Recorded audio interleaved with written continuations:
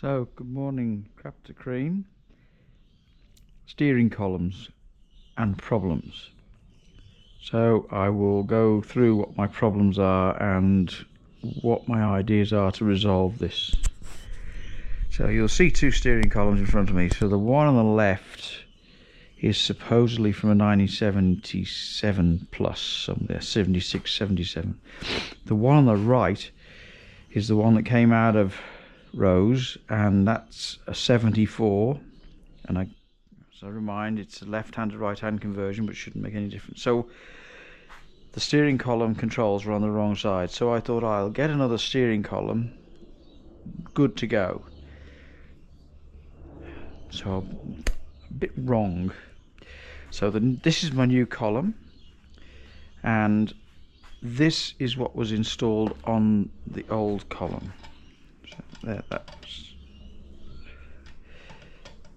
on here without the lock nut on. So that was what was on there, and as you'll see, right, that went onto this piece here, and it's got a step on here. So I thought, well, I looked at this, right, and I thought, okay, yeah, I'll use this. Got a steering lock with two keys. Too hard, well, not too hard, but I could take this one off, drill these out, get two new bolts and transfer that over to this one, because I thought at the time that this was the better one. However, the thread on the end of here has been cross threaded at some point and is no longer much good to me. So what I am looking at doing now is I'll drill these rivets out of here, and I'll remove this, and I will put this in my lathe, and I'll machine it down to look like this, and put this back in here and use this column, because this has got a new cable on it.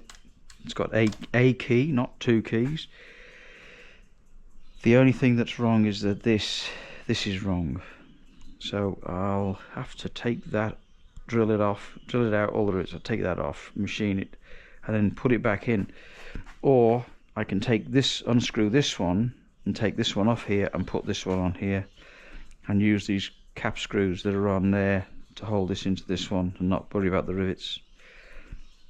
So I just thought, before I start taking things apart and doing what I do, I just show you the differences between the two steering columns. So the lengths all appear the same, they're all the same setup. It's just where this indicator goes and this thread, because I would have used this one, but this thread's not the best, and having the steering wheel attached to the steering column is quite a good idea to be secure. So there you go, that's where I'm at, and I'll update when I've gone forward, because I can't go any further backward. So I'll speak to you soon. So this is one of those times when a cup of tea seems like a really good idea.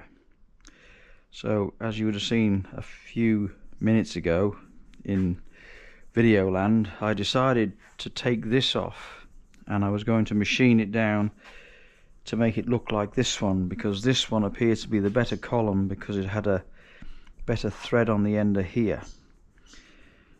So when you take this out, this has a bearing in it, the top bearing, and it's a roller bearing, and this is now what's left of my roller bearing. So there's a rubber sheath that goes around the outside. There's an inner race and an outer race, and very few ball bearings now because they're around here somewhere. So on top of that bearing is a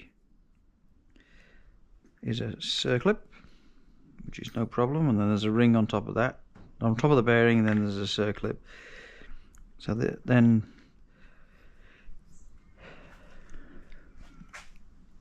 on the inner race of the bearing there's also two circlips. There's one on the bottom, one on the top, and there's no ring in the middle to hold the inner race. So now that's the circlip from there, because I pushed that down there, put it in a vise and pushed the inner race off. I thought that I might be able to find one on like eBay or somewhere, or nah, rare as rock and horse doo-doo. So the idea of fixing this up, even though it's got a very tight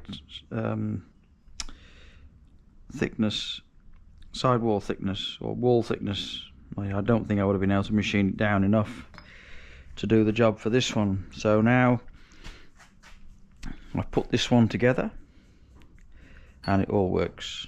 The only thing I've got to do now is I've got to find some long roll pins to go in there to operate the self-cancelling for the indicators, which should be a lot easier to find than any bits for this. So the thread on here has now been, I've recovered it, so it's, the nut goes on and it does what it's supposed to do. The universal joint's good, so everything's fine. I'll put a bit of tape around that, but anyway, that's, yeah, so I'm going to put this one in now, and this one, unless I can find a bearing for it, is pretty scrapped, unfortunately. So that's a bit of a disaster, I would think you would term that as. For some reason this keeps on coming out of here, and on this one it doesn't, so I'm not sure what's going on inside there. I haven't had a look yet. I've just focused on getting this one fixed up because I need a steering column in the car to be able to move the car just in and out of the shed for now, so that I can get my wife's car in there to fix that. But anyway, I just needed a steering column fixed up. So anyway, that works. Enough waffling on, but if you decide to try and take the steering column apart, just be aware the steering column itself is no longer available. The bearings are made out of unobtainium, as far as I can find out. I couldn't find them anywhere, so I'll see what I can find. But yeah, just be mindful if you do decide to take the steering column apart to replace bushes and things like that. Make sure you got the bushes and the parts before you take it apart, because it could end up being a lot worse than what you started with, like this is.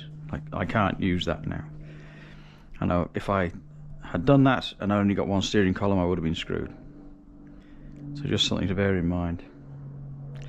Okay, I'll catch you soon when I've got another little bit to add on.